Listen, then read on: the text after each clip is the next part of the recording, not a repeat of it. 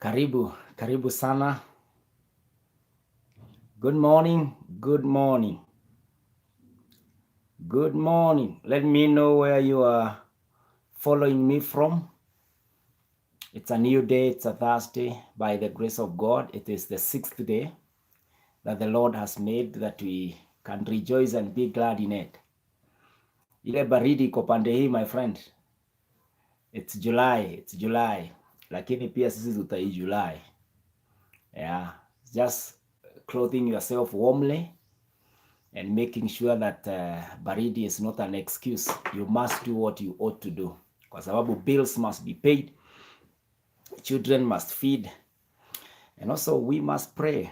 We must get ourselves better. Nothing is stopping, everything is counting, and so we can only be at the best that we can be able to do. So karibuni sana this morning, Pastor Kinyanjui Joseph. Good morning. I love the Lord and I love you too. This is why it is my obligation. I've put it on my to-do list each day that at 9 through 10, God willing, we are together here on this platform to pray. My business, every time you see me online, I'm here to share the word of God, to share the good news, and to share the love of Christ. And so even when you follow my page or you subscribe to my YouTube channel, Pastor Kinyanjui Joseph, or even you follow me on TikTok, Pastor Kinyanjui Joseph, all you can get there is spiritual nourishment. You grow as I grow. And so follow me also that we may become a blessing. Such platforms are not many. The world is running on various agendas and things of the world. And also the devil is online. And so unless you become a person who is committed to a good life and also to good stuff, you might lose so much because your children are online, your colleagues are online, and so many demonic powers are online. But I want to thank God that I'm online on an agenda of good news by the grace of God. And so leo tunaombea familia. We want to pray that even as our children are online, the Lord will lead them, that online hawatakutana na mapepo, kwa online watakutana na baraka. This is why we need to be sensitive as we pray. We need to be sensitive as we bring up our families, so that we do not work hard and then we lose them. By the grace of God, I pray that our Lord hears our prayer this morning. Karibuni sana. Let me know where you are following us from. May the Lord bless you. Thank you, Kava, for coming on board. Thank you, for BT, for coming on board. All of us who are here, just write something there. If my sound is fine, my video is okay, let me know so that we continue together. We are also live on YouTube, Pastor Kinyanjui Joseph. So all of us on YouTube, karibuni sana, na Mungu wa baraka awabariki. Let's keep this conversation going. Today is the 6th day on the mountain of prayer and fasting.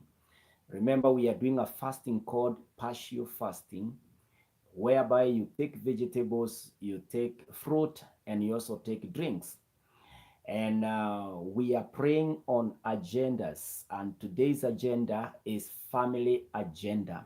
We are going to the Lord for the next 6 months that He has given us now, from July all the way to December. We have a package of 6 months.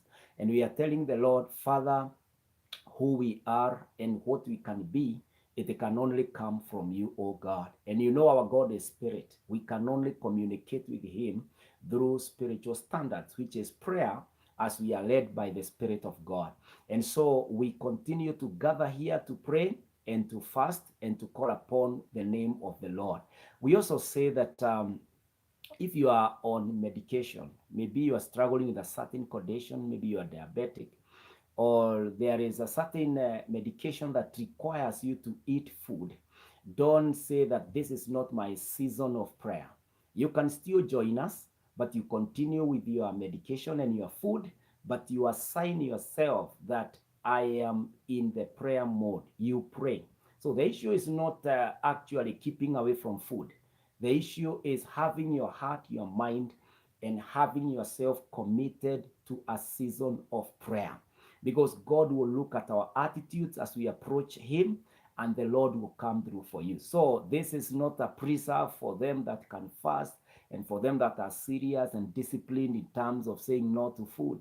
But I want to let us know why we fast. One of the purposes of fasting is to disadvantage your body from interfering and disrupting your session with the Lord. When you fast, you allow your spirit to thrive. You allow your spirit to connect with the Lord. And so this morning, as we are fasting, we are not just growing muscles of not eating. We are not adding to our history how many days we have fasted. It's good to count. I do count. But it is not about the days you have not eaten. It's about how often and how regular you have been at the place of prayer. It's about the battles you have fought at the place of prayer. It's about the victories you have secured at the place of prayer. It is about the step forward that you have been able to make at the place of prayer. And so what we encourage, what I advance in this particular program is that when you fast, make sure that you're also serving the purpose of fasting. If you can be able to shut that door of your office and kneel down and pray, lay hands on all that are your matters in that office. You know, if you are in your business, sometimes hakuna traffic kubwa ya customers, unaweza kupiga magoti pale na unaomba. If you have an opportunity to visit a prayer center, just get in there. You know, the beauty with a prayer center is that once you determine you are going to a prayer center, your mind is prepared that I'm going to a prayer center for this and this purpose. Once you get in there, the people you find there, they are praying. So you feel so motivated, so encouraged to pray. The same as planning yourself in the morning and say, today naenda kushinda kwa church. When you get to that church, your mind tells you, this is a holy place. I am here for an agenda of prayer, and you are able to pray. The same can happen in your own house. Unaweza tenga rumu moja useme this is where the family altar should be, or you raise a family altar in your own house and you say this is the place of prayer where battles for my family, for my marriage will be won.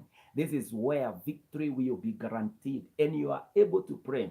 Also, you can say that today is my family prayer day.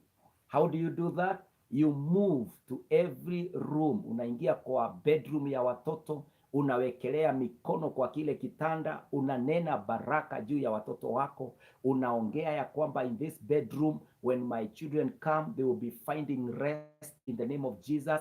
Any conversation that could be taking place here, let it be the conversation of the Lord in the name of Jesus.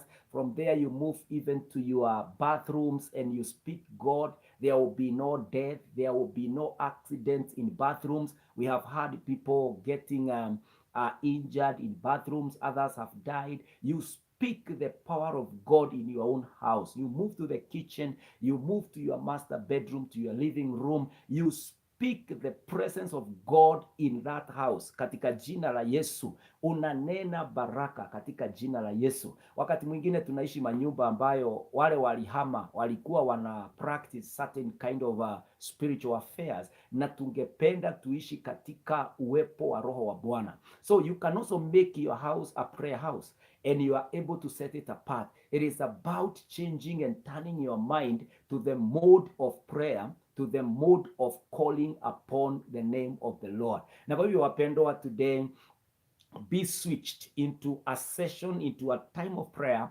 and let your spirit be excited that you can pray and that you can call upon the name of the Lord. So karibuni sana. Help me to share kindly. If you would share with various or several groups, Mungu atakubariki na neema itakutosha, and I speak blessing for becoming a blessing in this live stream. Kindly help me to share.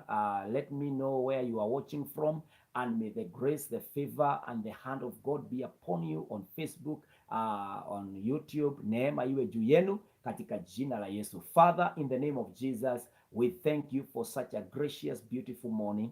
Thank you, Lord, for blessing us with the 60th day on the mountain of prayer. Thank you for everyone who is fasting Thank you for everybody who have dared that they can take a step and start to fast and pray. My God, I thank you that your grace has kept them.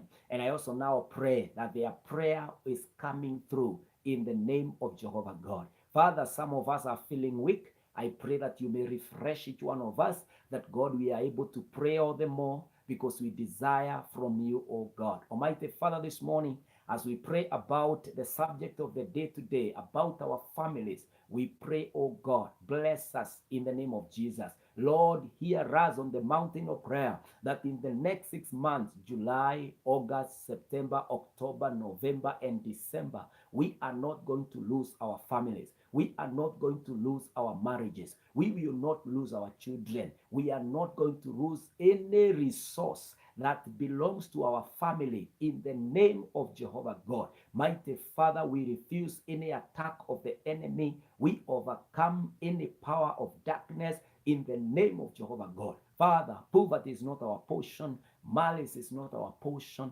Oh my God, loss of life is not our portion. Death is not our portion. Lord God, I pray this morning as we lift our matters from family, I pray, oh God, may you hear us. You are the author of families and you love families, Almighty God. Help us today as we pray, oh God. There are those who cannot pray for their families because they are so sick. Some are admitted in hospitals. We stand on the gap and pray with them. We pray on their behalf. My God, come through for their marriages, come through for their children, come through, oh God, for their lives, and even raise them, lift them, that they can go back and serve their families in the name of Jehovah God. My Lord and my Redeemer, there are those that are lost already. There are those who believe that there is nothing good in marriage or family. Kwa sababu ya yale wamepitia, we pray for them today. My God, you know how to do it, my God. You can reach out to them. We speak to them. There are some are our brothers, some are our sisters who have given up on marriage and family. My God, I pray for them. Some are our fathers. They separated with our mothers. My God, I pray, may you do what ought to be done. Father, we can raise a prayer. We can pray. Lord, you can do that which is needful. My Lord, may you come through in the name of Jesus. Mungu, tunaomba ya kwamba familia zetu, our family will not, our families, our marriages will not join the statistics of the failed marriages, of the failed families. My God, help our marriage, help our family, heal us, oh God. Come and preserve our relationships in the name of Jehovah God. If there are demons and agencies of darkness that are warming up to bring down our marriage, to bring down our families, oh God, Father, we destroy their powers in the name of Jehovah God. We destroy their strategies in the name of Jehovah God. Father, we cause confusion in their camps, Almighty God. And any weapon fashioned against the families, fashioned against marriages, my God, we pray, Father, overcome them, return them to the sender in the name of Jehovah God. Our children are blessed and our marriages are blessed. Our spouses are blessed. Our future is blessed, and we are taking nothing short of the blessings of God. Greater achievement in our marriages and families is our portion, oh God. Sponsor us, oh God. Sponsor our marriages. Sponsor our families. Sponsor our needs, oh God, in the name of Jehovah God. Father, as I pray with your people, I pray that may you come through. May you come and do that which no one is able to do. Even, Lord, to make our marriages and our families beautiful, and even our dreams and visions. This is my prayer as we commence this prayer hour. In Jesus' name I pray. Amen, amen, amen. May the Lord God bless you. Wapendwa, na neema itutoshe asubuhi ya leo tunapoomba. And so, as I have alluded to, as I have introduced, our subject of the day today is prayer about our families. Tunaombea familia zetu, tunaombea jamii zetu katika jina la Yesu Kristo. Every day when we are rising up, if you are a mother, you know what pushes you to go and work. It's about your family. If you are a father, you understand what pushes you to rise up early, even to sleep late. It's about your family. All of us, even when we come together, a husband and a wife, when we sit down, many of the minutes that we are going to take in our meeting, it will be about our family. The agenda there is our children. The agenda there is how we can be able to raise more revenue. It's about how we can be able to acquire more resources in order that our marriage, our families can thrive and work, wapendwa.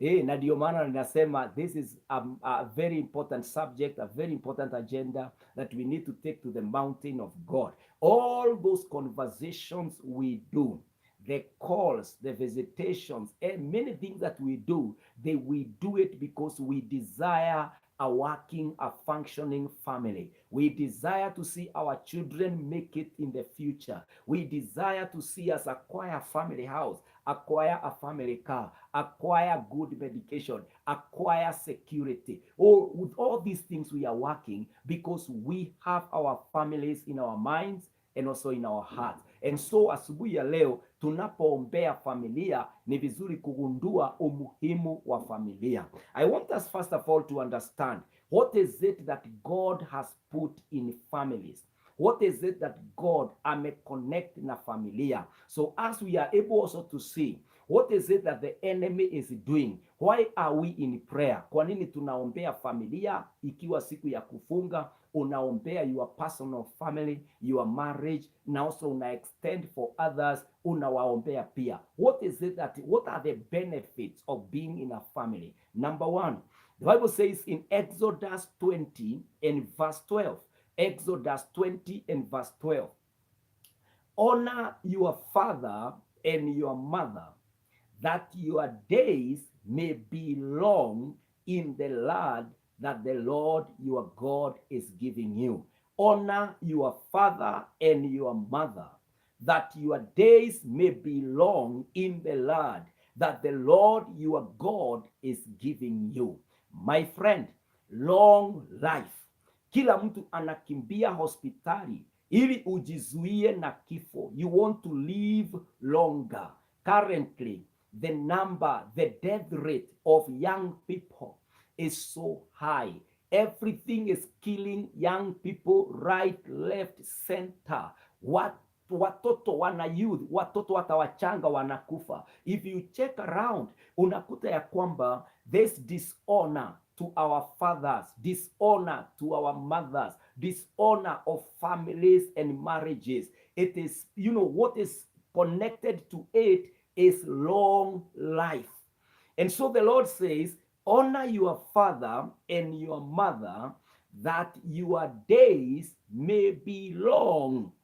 And I am a good scholar. I may not have exhausted studying the whole Bible, but to the little that I know in the scriptures, this particular scripture has not been deleted. It has not been declared unapplicable. We know the scripture is still valid, that when you honor your father and your mother, your days on earth will be long. You will live long. God did put long life in the family. That is how important and beneficial a family is. You can live long if you learn to obey and to honor your children. Wapendwa, this morning, the formula for getting to the 50th mark, the 70th mark, the 80th mark, the marks birthdays, the way to live long on this land, first is to honor your parents, is to honor your father and to honor your mother. Whoever is alive, whoever is active in your life, honor them, because by doing that, God has put the blessing of long life in that family. I want us to see these benefits so that we are able to understand why is attacking marriages, why the devil is on a business, bare knuckles, without the gloves, anapiga familia, ana make sure imeenda chini, ana make sure there is relationship in families, in marriages. Shetani anakimbia na kila kitu. Unakuta leo kwa doa yako muko na amani, kesho mukiamuka zile amri 10 na 20 zinatolewa pale. You are wondering, who is this lecturing me? Is this the same husband whom we have come up a long way together? Is this the same wife whom I have married for these bundles of years? Na tunafikishana hapa. Tunasema it is because the devil understands that if marriage works, the devil knows if family functions in a healthy way, what will happen? We will live long on this earth. And so the devil is at work attacking this blessing and benefit that is connected to family. Lakini yeye ni nani? Today we understand today. Today we know the benefit of being in a family, the benefit of being in a marriage. We know long life is pegged to it. Na kwa hivyo tutaomba leo for long life. Tutaomba Mungu atusaidie that we shall honor our parents, we shall honor our fathers, our mothers, so that long life can become a blessing in our lives. The second thing ambayo ina happen kwa familia when we are blessed with children, the Bible says in Proverbs chapter 22 and verses 6, Proverbs 22 and verses 6, train up a child in the way he should go. Even when he is old, he will not depart from it. You know what?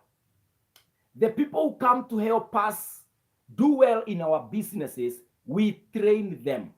We train our employees. We even take them for team building so that the training we have given to them can come together and they can consolidate and they are able to deliver a victory and a progress for the next level. When parents train up their children, they are raising a battalion. They are raising conquerors.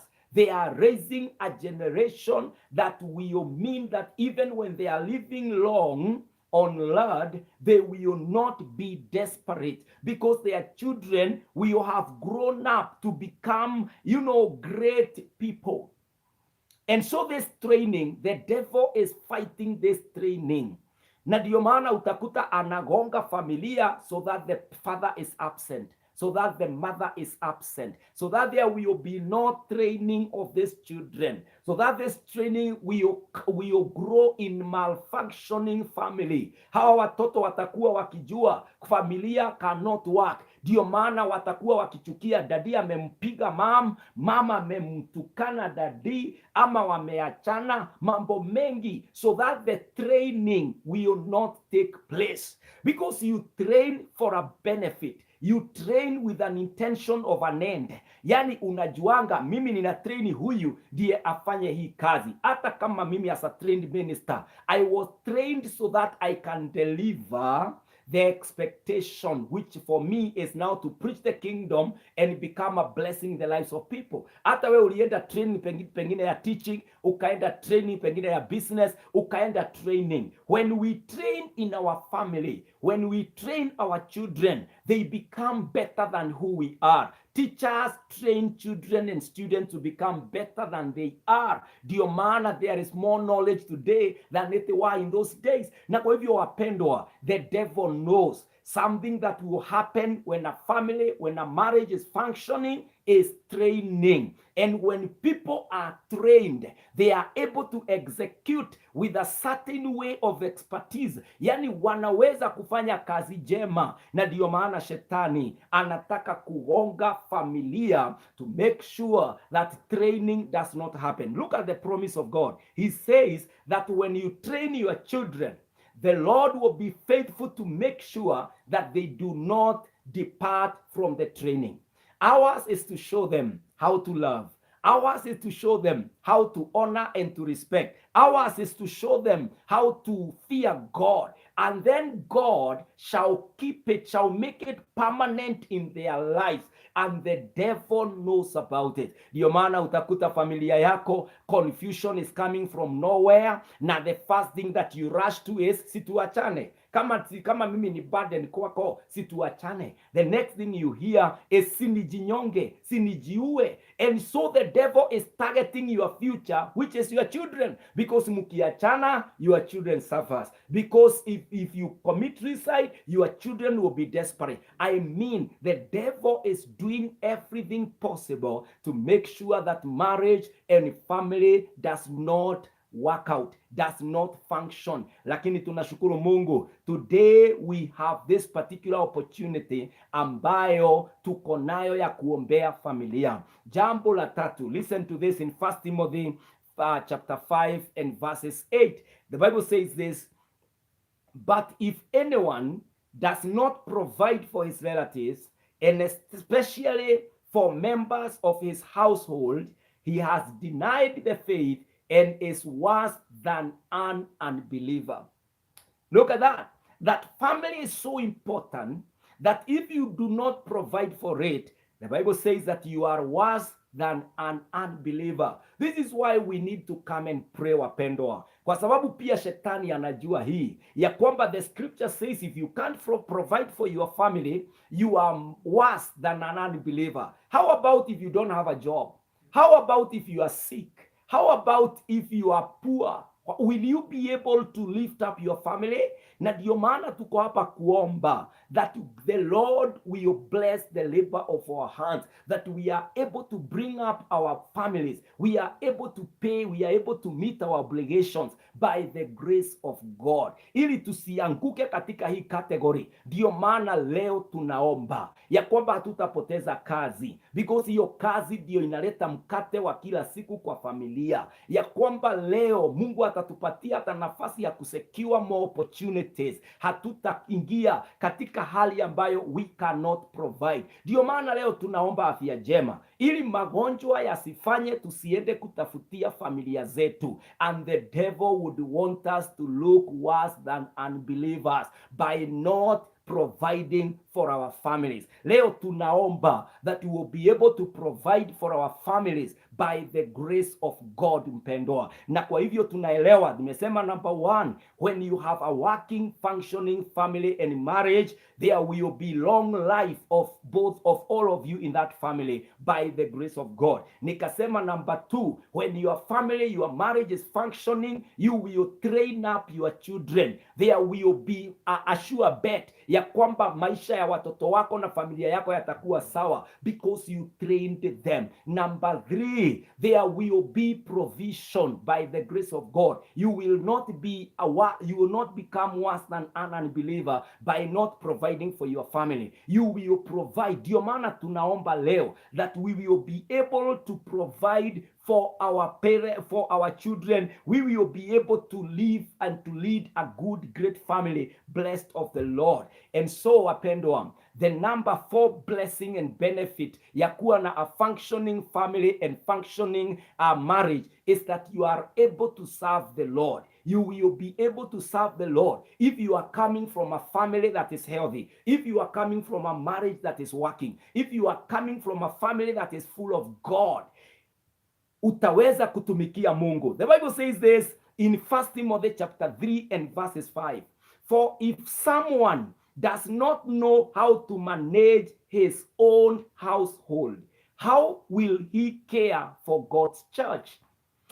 You know, when you manage your family, when you learn to live and to bring up your family in the way of the Lord, you will be entrusted with serving God's family. You will be entrusted with serving our God and our Lord. Lakini when ndoa yako iko na changamoto, when watoto wako na changamoto, when mke wako, mume wako ako na changamoto, hata wewe mwenyewe utakuwa so unstable in your spirit. And so the way to serve the Lord with your whole heart, with your whole mind, with your whole life is the way to have a functioning family, a functioning working marriage. And so everybody should be asking himself or herself, how can I bring up a family that is blessed, that is functioning, that is healthy, that is not pretending that things are all right and they are not? The way to do that is the way to be what we are doing today.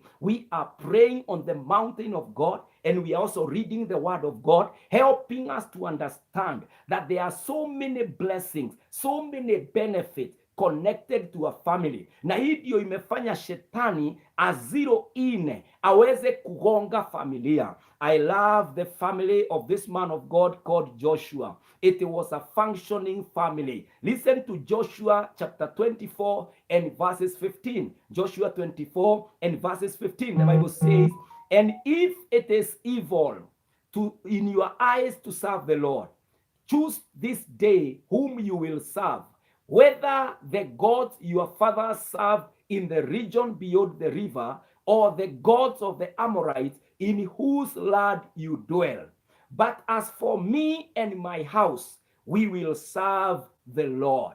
But as for me and my house, we will serve the Lord. Look at Joshua. Here he says he speaks as the head of the family, meaning that he was sure his family was together. His family was united. He is not calling his wife on board here. Kumuliza, by the way, Mrs. Joshua, what is your view on my opinion that we will serve the Lord? Apana, Joshua makes alluring and says before the multitude of Israelite, the crowd of Israelite, na anawaambia, kama nyinyi kumtumikia Mungu sio jambo kwenu, mimi na familia yangu tutamtumikia Bwana. Na Joshua alikuwa na watoto. We don't see a confusion here of misunderstanding. Tunaona Joshua anasimama na anatangaza, mimi na jamii yangu. And later on we don't hear of any dispute of any differences katika familia ya mtumishi wa Mungu Joshua. Na kwa hivyo wapendwa, when marriage is working, when family is working, we are able to serve the Lord. We are able to reap the benefit that comes with serving the Lord. Once you serve the Lord, wapendwa, listen to this. When your children are blessed, when you train up your children and they grow up, this is what they become. And this is why the devil would want to throw down your marriage and your family to make it dysfunctional. Psalm 127 verse 3 to 5. The Bible says this, children are a heritage from the Lord. Offspring a reward from him. Children are a heritage. Do you know the definition or the explanation of heritage? Heritage is something that you are proud about. It is a world of history. This is what we are. This is what defines us. It is that particular accumulation of a long-term life na uko na mambo unaweza onyesha. Tunajivunia haya mambo. Na tunaambiwa, children are a heritage from the Lord. Offspring a reward from him. I know I'm speaking to a people who are pengine wametafuta mtoto hawajapata. We are here on this family prayer day na tutaomba. Kuna Mungu apeanaye watoto. Ndio maana tunaambiwa children are a heritage from the Lord. It is the Lord who rewards people with children. Mungu ndiye ubariki tumbo zetu na anatupatia watoto kwa njia zake. And so this morning, the devil would want us to ignore or not to be aware of what is connected with our children, ili tuweze kuishi maisha ya kawaida, maisha ya kuongea kuhusu uchumi, maisha ya kupiga siasa vile zinakuja, and we are not even active politicians. Yani shetani angependa a waste our time and our concentration that we will miss it out. We are not missing it out. Ndio maana leo tuko katika siku ya 6 ya kuomba, and we are praying for our families and our marriages in the name of Jesus Christ. Number 4, it says in verse 4, Psalm 127 verse 4, like arrows in the hands of a warrior are children born in one's youth. Like arrows. What is the purpose of an arrow? Arrows, we are told, in the hands of a warrior. This is warfare. That when that time comes, na kuna vita, watoto wako watainuka, watapingana na maadui na majangili, na wataweza kuokoa uhai wako na maisha yako na mali yako. When you bring up wonderful trained children, the Bible has said in Proverbs 22 verse 6, they will never depart from the way you trained them to follow. And now, what will be the outcome? The product of what you trained? We are told, like arrows in the hands of a warrior are children born in one's youth. Wapendwa, your children will be warriors. Your children will battle it out for you. Kama utashikwa na kansa, watoto wako ushawalea, wataweza kukupeleka matibabu yote. Kama kuna makesi itawekwa kotini, Mungu atasaidia wale watoto na wataweza kusimama na hayo makesi. Kama kuna adui yeyote atakaye threaten your life like arrows in the hands of a warrior are those children. The Lord says they shall be like arrows, they shall be like ammunitions. Watakuwa kama marisasi mikononi mwa mwanajeshi. Na what will happen to you now? Wewe ambaye ni mzazi bring up responsible blessed children. This will be your blessing in verse 5. Psalms 127 verse 5. Blessed, hallelujah. It is a state. Blessed is the man whose quiver is full of them. Blessed is the man whose children are warriors. Blessed is the man who has many children and they are warriors by the grace of God. They are warriors by the grace of God. And so, wapendwa, blessed is the man whose quiver is full of them. They will not be put to shame when they contend with their opponents in court. Blessed is the man whose quiver is full of them. He will not be, sorry for that interruption. Blessed is the man whose quiver is full of them. They will not be put to shame when they contend with their opponents in court. Wapendwa, blessed is the man whose quiver is full of them. They will not be put to shame when they contend with their opponents in court.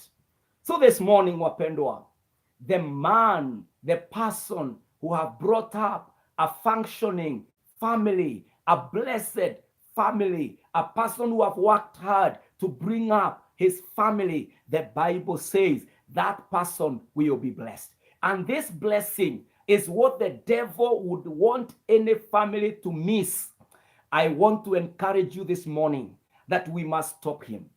The devil is stoppable. The devil can be dethroned. The devil can be destroyed. All the powers of darkness can be halted from bringing down any marriage, bringing down any family. By what power?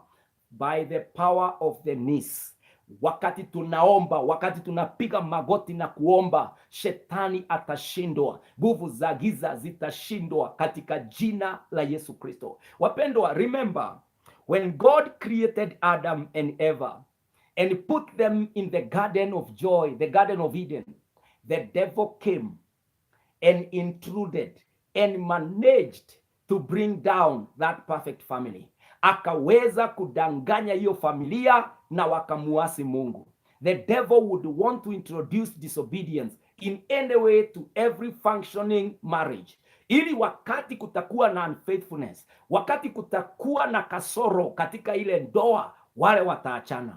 And so the devil managed to strike the first family na akaweza kuiondoa katika uwepo wake Mungu. The devil is still on that mission. We must stop him.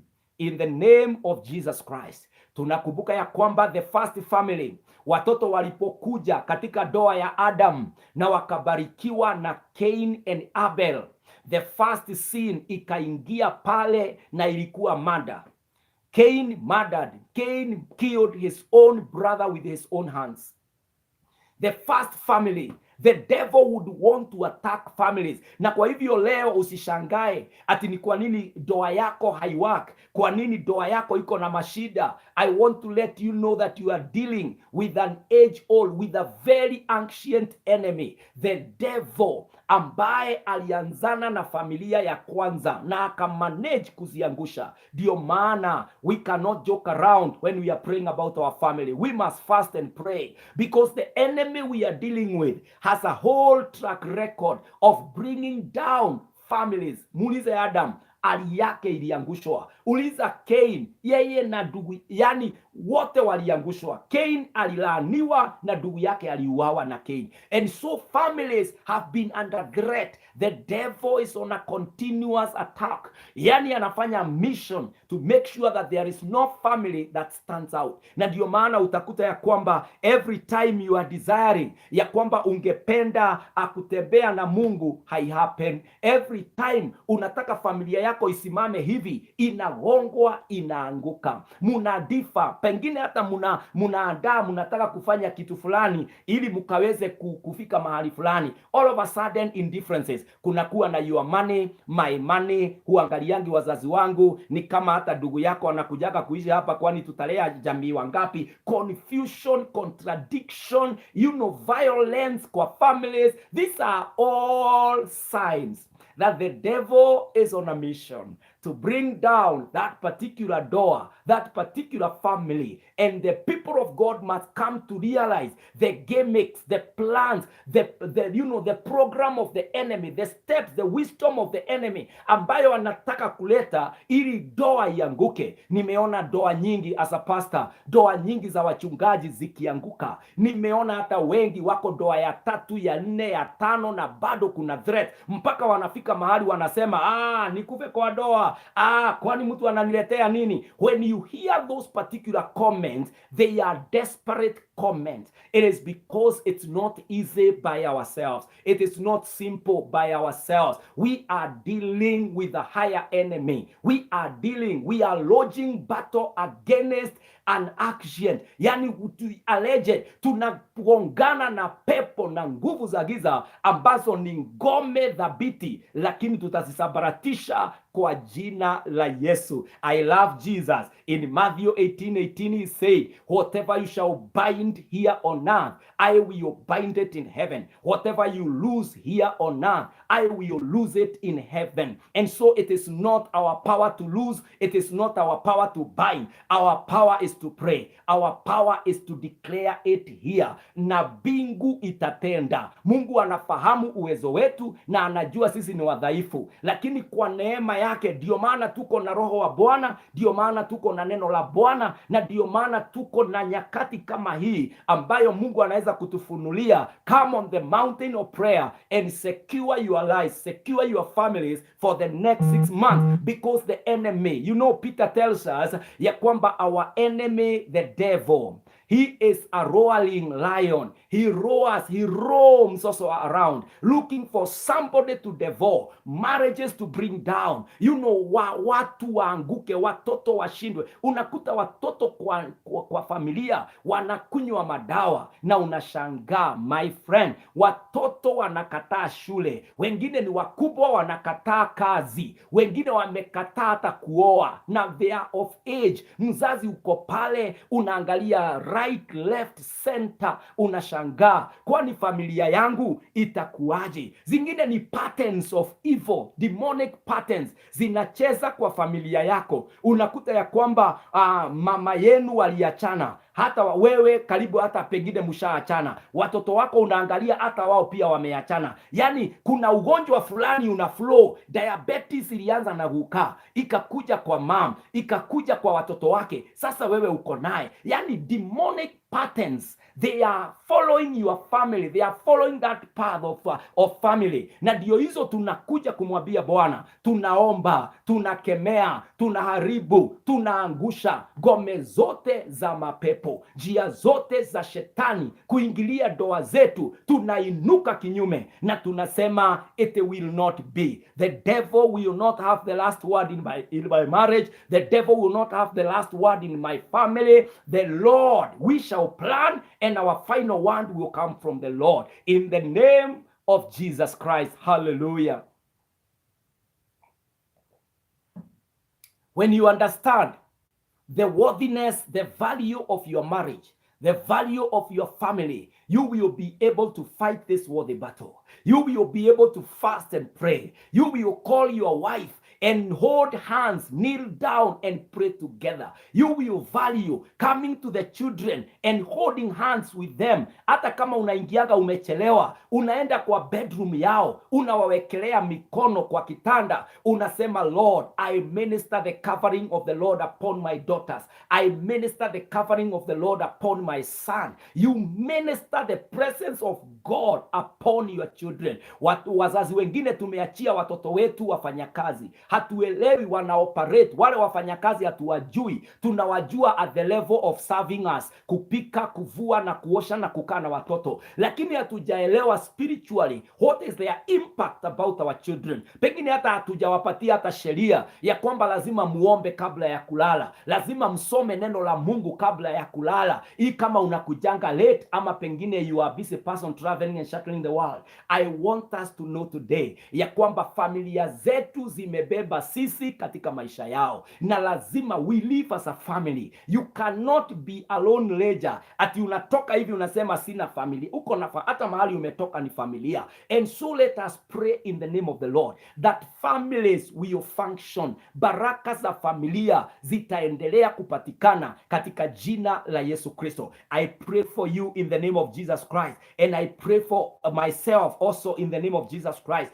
that our families will function, that our families will be a blessed family. I am remembering of a certain family in the book of Acts chapter 10, and this is a family of a man ambaye anaitwa Cornelius. I love the way that it is provided for about how his family was. The Bible says this, and I would want anybody to talk about my family in this manner. This is Acts chapter 10 and verses 2. The Bible says, he and all his family were devout and God-fearing.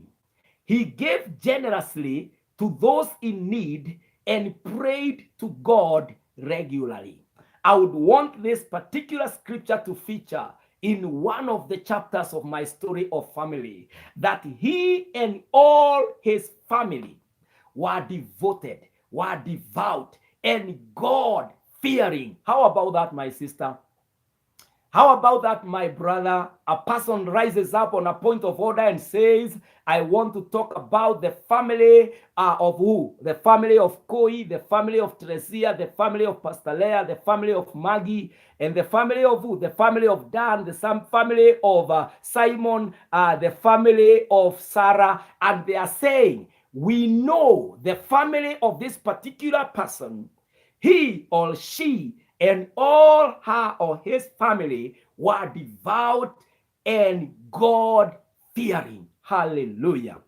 How I'm jealous of the family of Cornelius, that he could be introduced, that him and his family were devoted, were God-fearing. You know, the family after God, the family that is blessed of the Lord. Wapendwa, how I pray today, pengine uko hapa, umeshindwa umeshindwa to forgive your partner. Umeshindwa to forgive your son or your daughter. The Bible says this in Colossians chapter 3 verse 13. Bear with each other and forgive one another. If any of you has a grievance against someone, forgive as the Lord forgave you. Kusameheana si rahisi. Kuambia your brother, I forgive you. Kuambia your mom, I forgive you. Even moms and dads, you know, taking it upon themselves and humbling themselves and saying, son, we know we got it wrong at this point. We forgive you. Forgive us too. You know, we must learn how to forgive one another. We must learn, we must do, we must work on what God has put together. Wapendwa, let us focus on what can bring us together more. Let us focus on what unites us more, than what makes us differ, what separates us. Wacha tuachane na kile kinatutenganisha.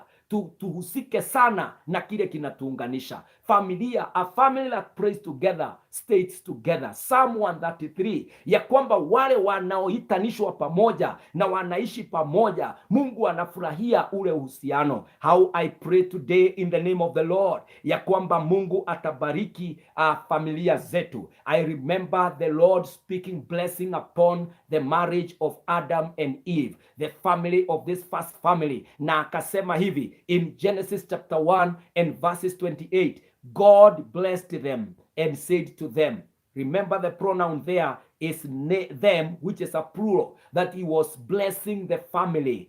God blessed them and said to them, be fruitful and increase in number, fill the earth and subdue it, rule over the fish in the sea and the birds in the sky, and over every living creature that moves on the ground. Family is never cursed. Family is blessed by the Lord. The Lord himself blesses family. And so from God, it's all blessing.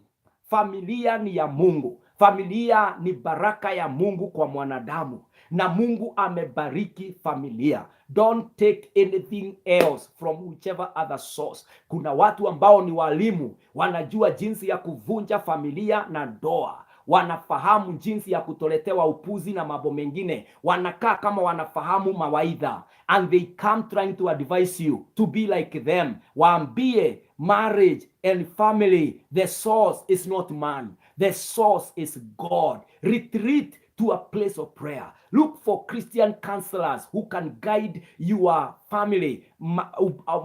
Zile shida pengine tofauti na mambo inaendelea. Look for help. Before you call it a quit, lazima uconsult zaidi, uombe zaidi. And the grace of God. There are places, there are levels. Hatuwezi fika, lakini Mungu anaweza. Na kwa hivyo leo tunapoombea jamii, Mungu atatutembelea, na Mungu ni Mungu wa familia. Inua chochote ambacho unapitia kwa jamii, unapitia kwa familia, ukiinue mbele ya mlima wa Bwana na umuaminie Bwana. I know there are those that have fought battles, lakini ni kama bado wamelose. I want to pray for you. Your final word is from the mouth of God. Wengine wanaomba wapate mtoto. I pray for you in the name of the Lord, that God who never gives up on us. Alimpatia Sara akiwa so old. Alimtembelea Hana hata baada ya kuwa amedhihakiwa for long. I pray for you. Mungu atashuka na atatembea. Wale wengine ambao wananas magonjwa, maybe you are suffering from diabetes, you are suffering from pressure, you are suffering from arthritis, asthma, you are suffering, maybe even you are confined in a sick bed. Uko tu pale kwa kiti ya, I pray for you in the name of the Lord. Mungu wa familia akuonekania as a mother,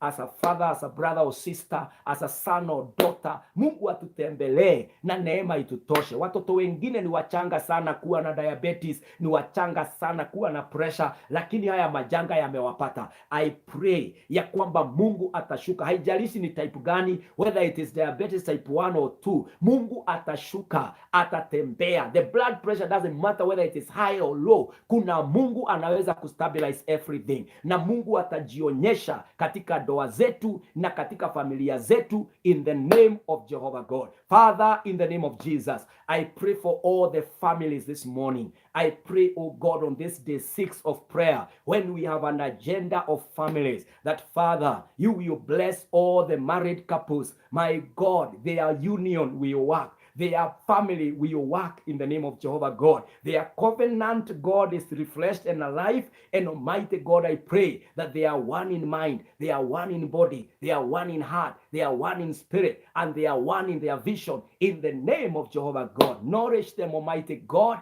Bring them, oh God, to an advisor who is godly, that the counsel they get, the guidance they get, will make their relationship flourish. In the name of Jehovah God, my Father, I pray then as they pray that you are coming through for them in the name of Jesus. I pray for the families, the children in that particular kind of a family, whether it is single parent or it is in a couple's family. I pray in the name name of the Lord, ya kwamba wawa watoto wamebarikiwa. These children, my God, they are not having a special condition. They are blessed, they are healed, and they are growing well as they are being trained by their parents in the name of Jehovah God. My Father, my God, I pray, oh God, if there is a person who is seeking a family, I speak the name of Bwana. I speak the hand of God at work, even to heal in the name of the Lord. If there is a family struggling with a case in court, family struggling with their loans, some families struggling in one way or the other, I pray for them in the name of Jehovah God. Come through for them and do it for them in the name of the Lord. Baba, ninaombea familia ambayo iko na evil patterns, yaani magonjwa yamefuatana. Kuna ugonjwa unafuata familia yao na kuna roho ya kifo, roho ya mashida. Ninaomba katika jina la Yesu, my God, secure families, secure marriages in the name of Jehovah God. Mungu wangu, naombea jamii zimebarikiwa, zimeinuliwa na neema ya Bwana imezitosha katika jina la Yesu Kristo. Our Father and our God, you are the gracious God, you are the Almighty One of Israel. Hakuna mwingine aliye kama wewe. Naliinua jina lako, naliheshimu jina lako na ninaliabudu. Wewe ndiye Mungu, hakuna mwingine aliye kama wewe. Asubuhi ya leo naombea doa, naombea familia at the place of prayer today. Whatever prayer is being raised in that office,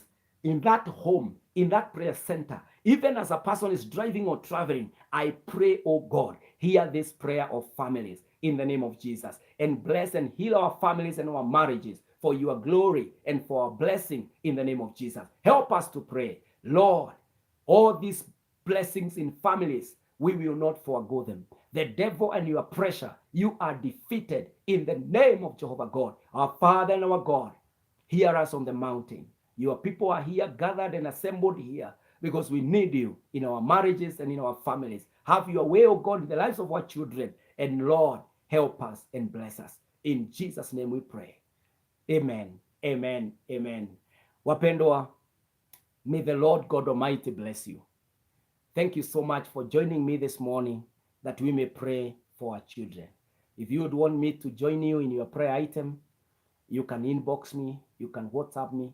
My number is right there on that page, Pastor Kinyanjui Joseph page on Facebook, and the Lord will bless you. You can reach out to me and we can always pray together. Mungu akubariki na neema ikutoshe.